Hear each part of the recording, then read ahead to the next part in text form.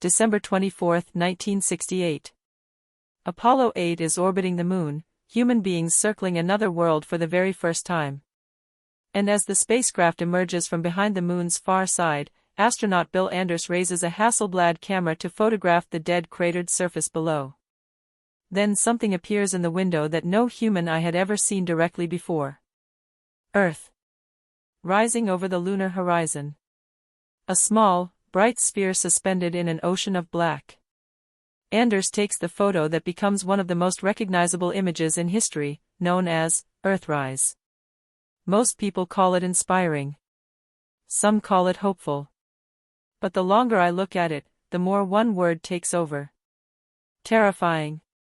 Because that tiny blue-white ball, surrounded by nothing, contains every city, every war, every love story, every child, every funeral, every dream anyone has ever had. All of it, floating in the dark. That feeling has a name, and it is astrophobia.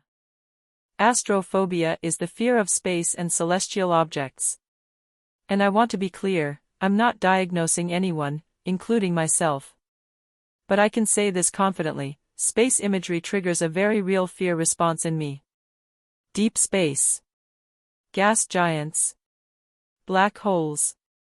The sheer scale of it all. It isn't just, space is dangerous, either. It's something deeper than that. It's the way space makes you feel like your mind is too small to hold what you're looking at. And judging by how many people watch astrophobia content, millions of views across the internet, this isn't rare. So why does space unsettle so many of us? Let's start with one of the biggest triggers, planets. 1. Planets feel.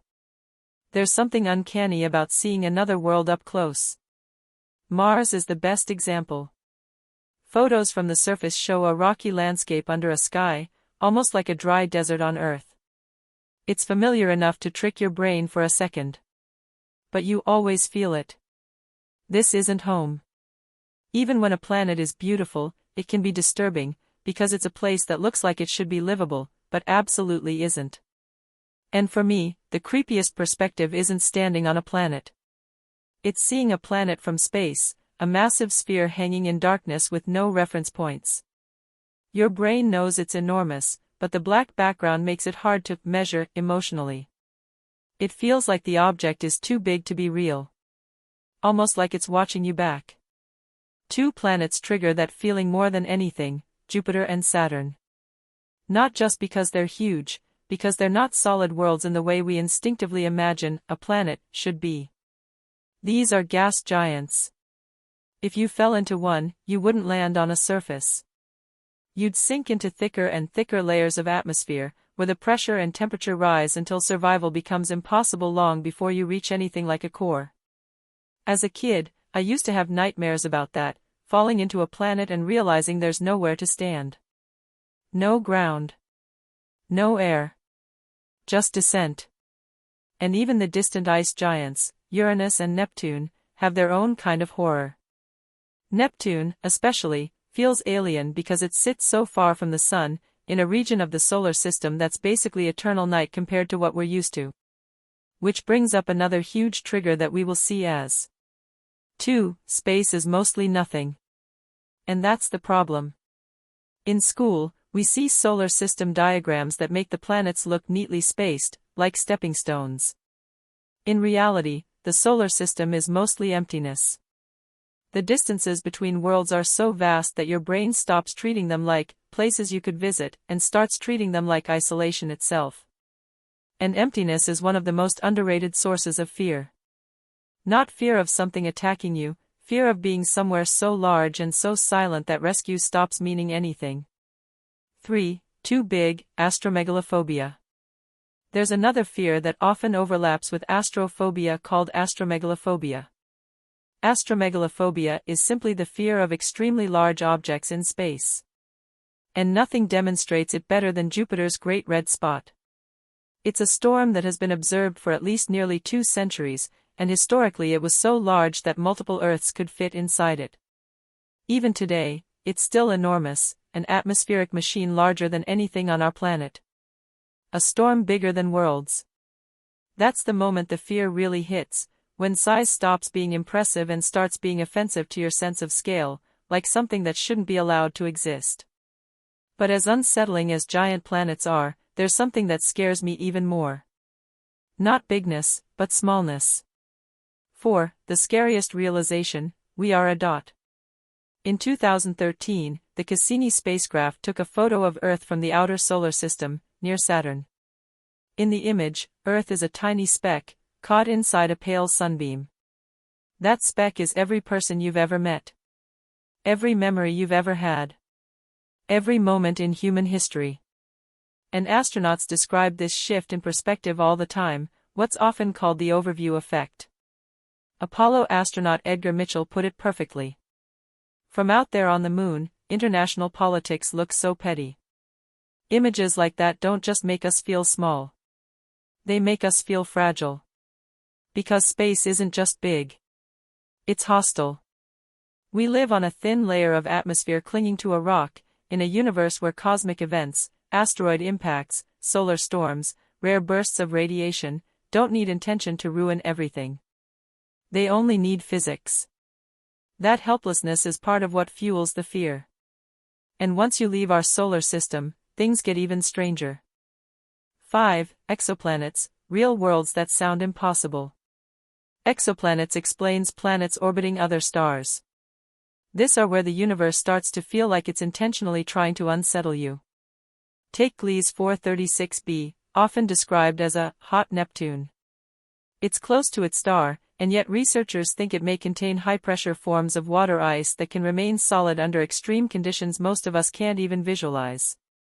Not ice with flames on it, like a fantasy novel, something more disturbing, matter behaving in ways that feel wrong because the pressure and chemistry are so extreme. Or HD 189733b, a hot gas giant known for brutal winds and a popular description you've probably heard. Conditions may allow particles like silicates, basically glass components, to be carried through the atmosphere at terrifying speeds. The simplified phrase is, it rains glass. The reality is complex, but the picture is still hostile in a way that feels almost personal. And then there's a candidate object called J1407b, sometimes nicknamed Super Saturn, because of evidence pointing to an enormous ring system, rings potentially spanning tens to over 100 million kilometers. On the scale of the distance between Earth and the Sun. Even knowing the details are still being studied, the idea is enough: a ring system so large it stops being a feature and becomes a structure you could get lost inside. And this is only what we've detected so far, limited by distance, technology, and time. If the universe is capable of creating this within our tiny window of observation, what else is out there? Which brings me to the object that scares me more than any planet ever could. 6. Black holes, the most final kind of falling. Black holes don't feel like objects. They feel like mistakes in reality. A black hole is a region where gravity becomes so intense that beyond the event horizon, there is no route back out, not even for light. One of the most massive known black holes is TON 618, with an estimated mass of roughly tens of billions of suns. Its event horizon is so enormous that its radius is on the order of thousands of astronomical units, big enough that the orbits of the planets in our solar system would look tiny by comparison. But the size isn't what gets me the most. It's the concept. With planets, you can imagine a surface. A location. A place. With a black hole, there's a boundary you can cross where escape stops being a meaningful word. And the universe doesn't dramatize it. No warning. No sound. No cinematic moment. You just pass the point of no return. And the deeper fear is that black holes represent something else, too: how little we truly understand. We can model them. We can observe their effects. But at the edges of what we know, physics turns into questions. And then, just when you think nothing can feel bigger than that, you remember. Black holes are tiny compared to the structure they live inside. 7. Galaxies, superclusters, and the cosmic web. The Milky Way contains on the order of hundreds of billions of stars and spans roughly 100,000 light-years. That number is so large it becomes meaningless, until you remember we're one galaxy among countless others. Look at a deep field image from Hubble. That sea of light isn't a sea of stars. It's a sea of galaxies. Each one holding billions of suns. Many likely holding planets. Some possibly holding life. And they're so far away that they're reduced to smears.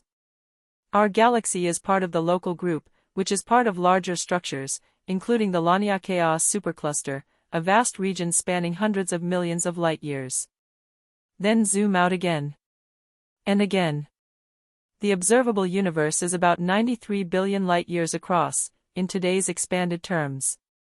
And that's only what we can observe. Beyond that? We don't know. The universe could extend far further, possibly even infinitely. That scale doesn't just make you feel small. It makes you feel trapped inside a question. 8. The silence, the Fermi paradox. If the universe is this old, about 13.8 billion years, and there are so many planets, where is everyone? This is the heart of the Fermi paradox, the uncomfortable gap between life should be possible in many places, and we see no clear evidence that anyone is out there. Maybe intelligent life is rare. Maybe civilizations don't last. Maybe the universe is too hostile, the distances too vast, and technology can't outrun the scale. Or maybe they exist, and we don't know what to look for. Either answer is unsettling. And humanity's place in all of this becomes even more sobering when you consider the Kardashev scale, proposed by Nikolai Kardashev in 1964, a way to classify civilizations by energy use. Type 1, planetary scale energy. Type 2, star scale energy. Type 3, galaxy scale energy. We're not type 1 yet. We're roughly around 0.7 depending on estimates.